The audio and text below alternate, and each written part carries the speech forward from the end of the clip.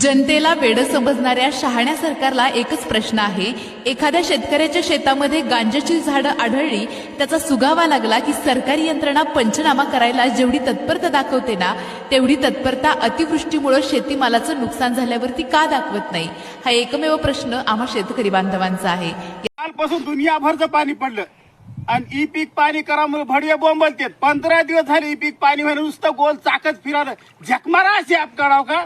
आणि हे crop insurance हे भरण्यासाठी ते ऍप काढला, ते बी भडवीचा चालना गेला। ओटी शहरातल्या माणसांसाठी पाऊस रोमॅन्टिक असतो, पर्यटकांसाठीही तो तितकाच रोमॅन्टिक असतो, पण आज महाराष्ट्रातल्या शेतकऱ्यांसाठी हा पाऊस जीवघेणा ठरतोय।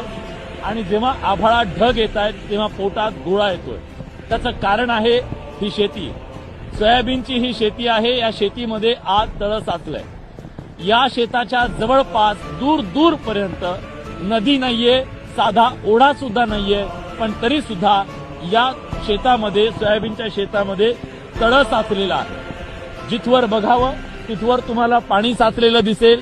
याचा अर्थ पाणी मुरत नाहीये, पाणी बाहेर जात नाहीये आणि सतत धो धो पाऊस कोसळतोय।